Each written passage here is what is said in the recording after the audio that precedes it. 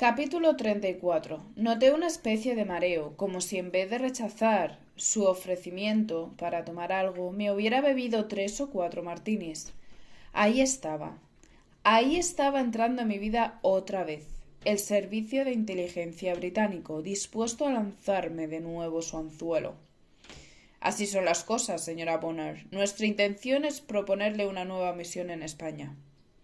A la espera de alguna reacción, los 4 ojos de los dos extraños se me quedaron pegados como imanes.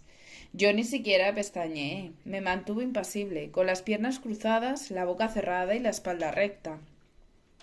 Bajo el suave paño de mi chaqueta, sin embargo, el pulso arrebatado no me daba tregua.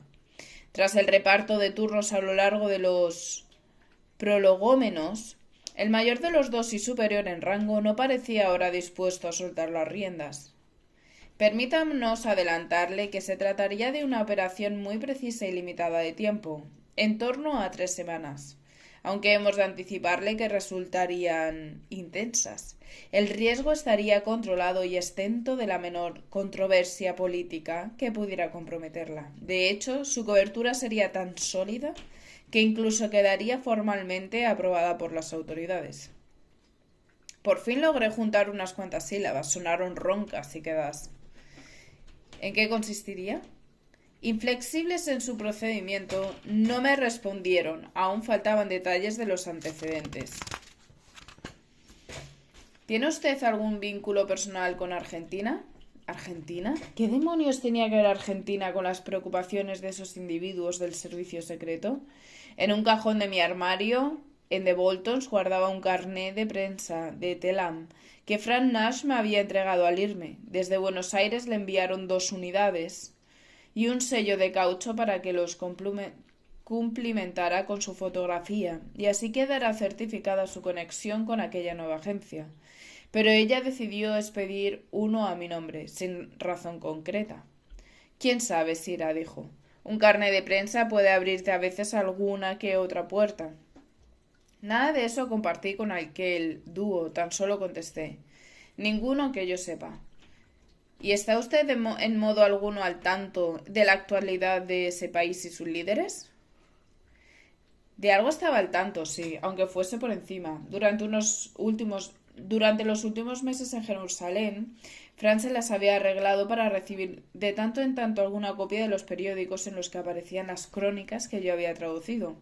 Seguramente lo hizo tan solo para animarme. Ella era incapaz de entender ni una sola palabra de español, pero carente nada más que leer en mi lengua una vez que dejó de llegar la prensa de Madrid tras la muerte de Marcus. Solía echarles a menudo un vistazo. Me fui así familiarizando con ciertos nombres y coyunturas, aconteceres y cargos. Opté, no obstante, por ser cauta. Muy poco. Si tiene a bien dedicarnos unos momentos más, podemos ponerle de una manera sucinta en antecedentes.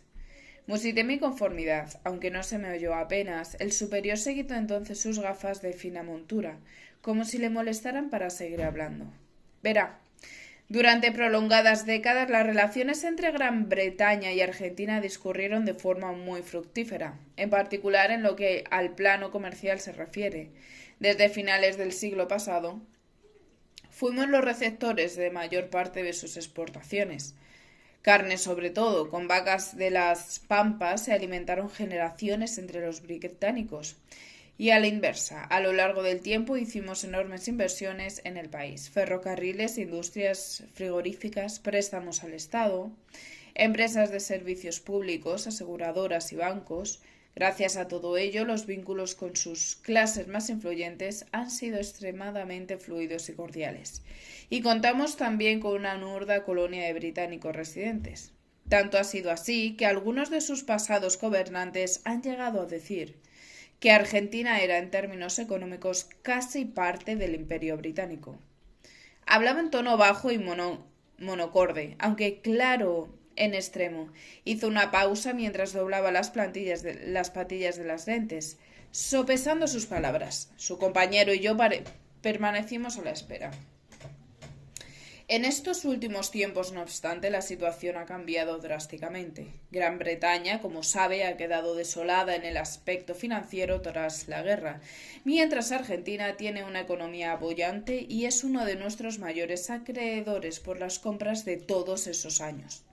En su momento congelamos los pagos de esas deudas y los fondos argentinos depositados en Londres, sabiendo que en algún momento habría victoria al general Perón, sabiendo que en algún momento habría que sentarse a negociar.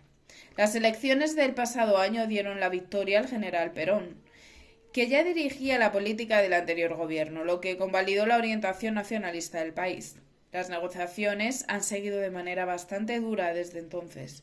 Las expropiaciones y compras por parte del Estado de ferrocarriles y empresas de gas y electricidad suponen el fin de una era para nuestros intereses en Argentina. Y la nacionalización del sistema financiero ha sido un golpe bastante duro para nuestros bancos y compañías de seguros. Hay también cambios en el comercio exterior y en otros ámbitos.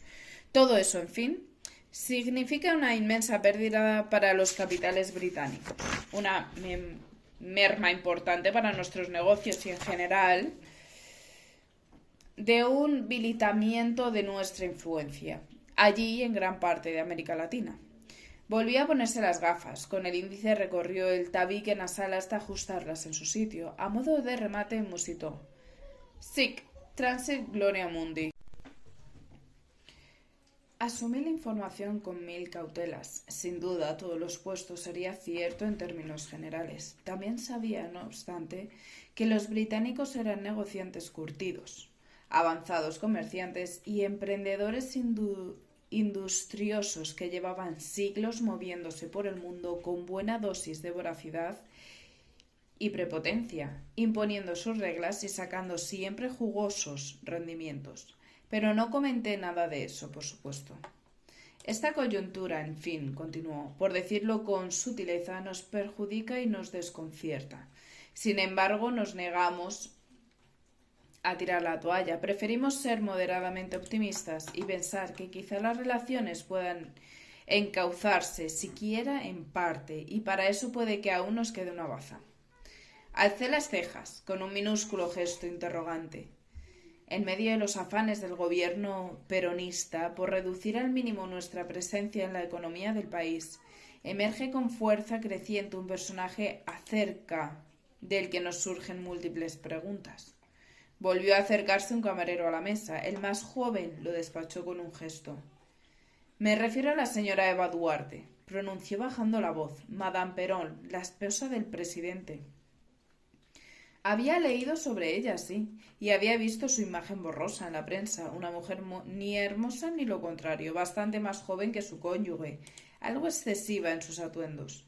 Sabemos que ella está adquiriendo un progresivo protagonismo en cuestiones políticas, algo que incluso en su propio entorno a pocos agrada y a muchos molesta.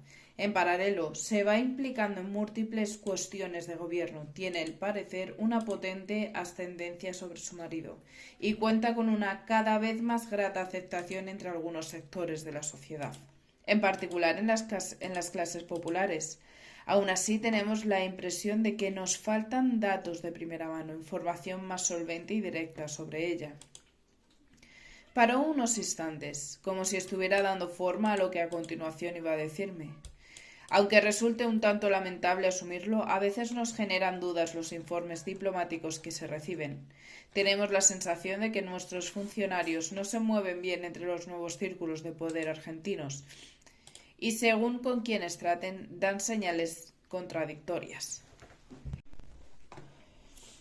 Además, tal como le comentaba, contamos con grandes amigos en Argentina, familias con las que se han compartido prósperos negocios y actividades desde hace largas décadas.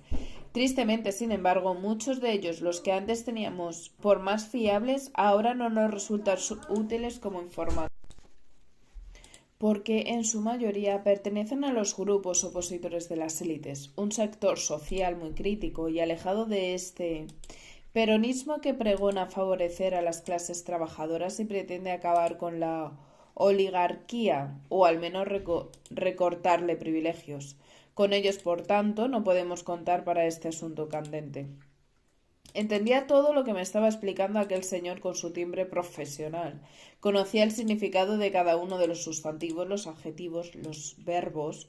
Seguía sin tener la menor idea, no obstante, de cómo pretendían que encajara yo dentro de todo ese bodegón con música de tango.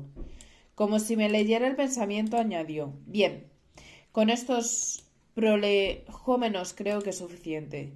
Centrémonos, pues, en la cuestión que nos incumbe. Ahora sí, en un intento por transmitirme a mí misma serenidad, apreté los puños con fuerza. Madame Perón tiene previsto realizar una visita a Europa en breve. Atiende a una invitación oficial que el general Franco extendió en principio al propio general Perón, a título personal. En agradecimiento por la generosa ayuda económica que el régimen argentino está ofreciendo a su país, tan necesitado después de su propia guerra, la aceptación de Perón no llegó a producirse. Acercarse en exceso al régimen franquista tras la derrota de sus amigos del Eje es un asunto delicado para cualquier gobierno. Sin embargo, en lugar de rechazar la propuesta, el presidente de la República Argentina ha tenido la idea de enviar a su esposa para que lo represente. Hizo una señal apenas perceptible con la mandíbula. El más joven lo entendió de inmediato. Del portapapeles extrajo dobladas varias portadas de diarios. Las extendió y me las entregó para que pudiera leer los titulares.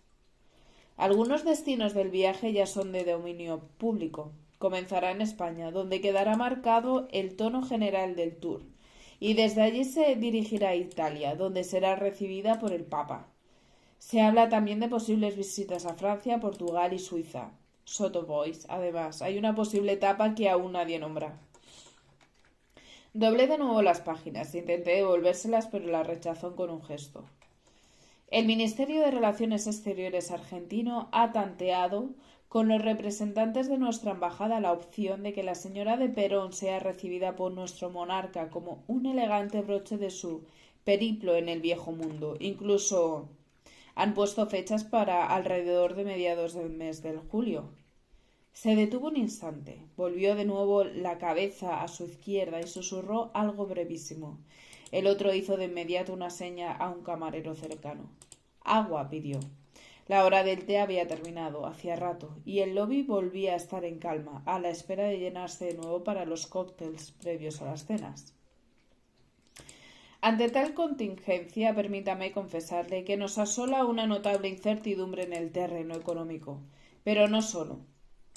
A esto se suma una no menor preocupación para la cuestión política, puesto que, aun tratándose de un presidente elegido de manera democrática, nuestro actual gobierno laborista lo considera muy cercano a los regímenes fascistas que tanto esfuerzo nos costó derrotar en la guerra.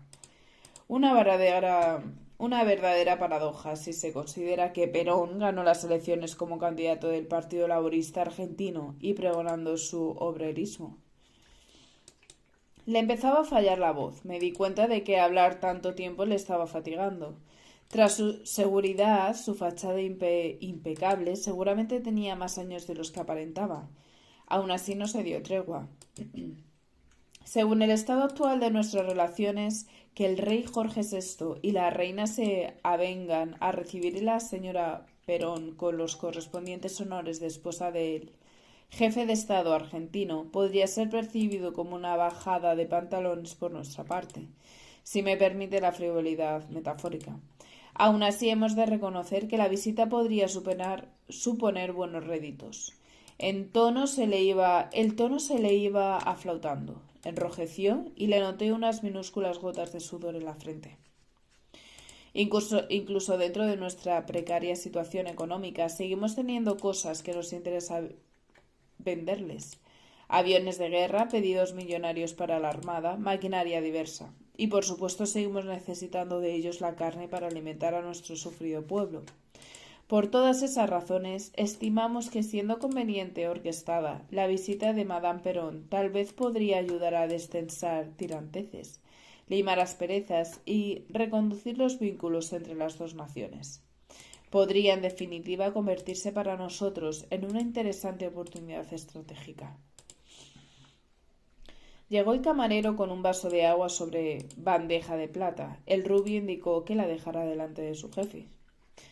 Así las cosas, dijo mientras agarraba el cristal con delicadeza, y a fin de contar con datos concretos que nos ayuden a tomar la decisión más procedente, antes de remitir un informe al Parlamento, tenemos la urgente necesidad de contar con alguien que sea testigo privilegiado del tour, alguien presente durante los días que dure el viaje por España. Unos ojos que la observen, unos oídos que la oigan y un cerebro que absorba y retenga información, la evalúe, la filtre y nos la transmita. Dio un sorbo al agua, anticipando lo que venía en breve. Me entraron de pronto unas ganas locas de arrancarle el vaso de las manos y bebérmelo entero. Nos interesaría asimismo tantear a su séquito. Son numerosas las personas que van a acompañarla cumpliendo funciones diversas. En caso de aceptar nuestra propuesta, la pondríamos al tanto de todas ellas oportunamente.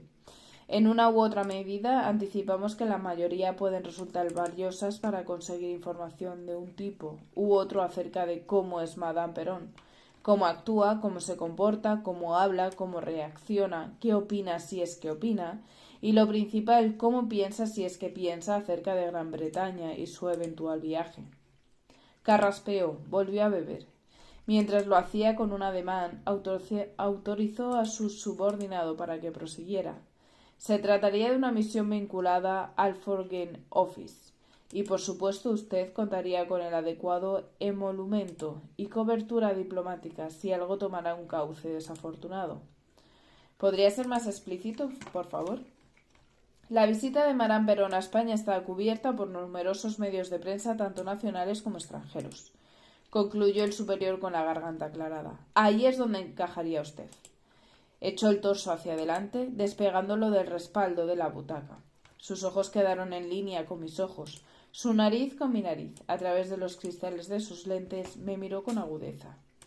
Pretendemos infiltrarla en el pool de corresponsales internacionales, bajo la cobertura de la BBC, en calidad de supuesta reportera.